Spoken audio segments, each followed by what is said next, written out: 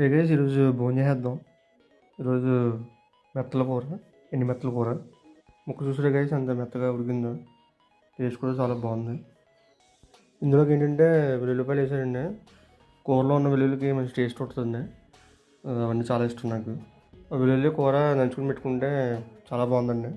Next మెత్తలతో try చేశానండి. 3 మెత్తలతో కలిపి తింటే టేస్ట్ నెక్స్ట్ లెవెల్ ఉందండి. మెత్తలు చాలా మంచిదండి ఒంటికి. ఎండబెట్టిన ఏదైనా ఒంటికి చాలా మంచిదండి, చాలా హెల్తీ. సో అందరూ ఎక్కువ ఎండబెట్టిన తినండి. మెత్తల కూర అయిపోయిందండి, చాలా కమ్మగా ఉంది రుచి. గ్లాస్కి వచ్చేసి మజ్జిగ పులుసు వేసుకున్నానండి. మజ్జిగ పులుసు కూడా చాలా పుల్లగా చాలా బాగుంటుందండి. మజ్జిగ పులుసులో ఉల్లిపాయలు పచ్చిమిర్చి వేసుకున్నానండి, చాలా బాగుంటాయి అందులో పులుసులోకి. ఇందులోకి పచ్చిమిర్చితో ఉంచుకుంటే టేస్ట్ చాలా బాగుందండి. కారంగా కారంగా పుల్లగా ఈ రెండింటి కాంబినేషన్ బాగుంటుందండి. పర్ఫెక్ట్గా ఉంటుంది రెండింటి కాంబినేషను. ఫస్ట్ పచ్చిమిర్చి ఉల్లిపాయలతో కాంబినేషన్ ట్రై చేసానండి, చాలా బాగుంది టేస్ట్ మాత్రం. ఇంకా లాస్ట్కి వచ్చామండి ఫైనల్ ముద్ద. ఇంకా మజ్జిగ పులుసు చాలా బాగుందండి. Please subscribe. Thank you all.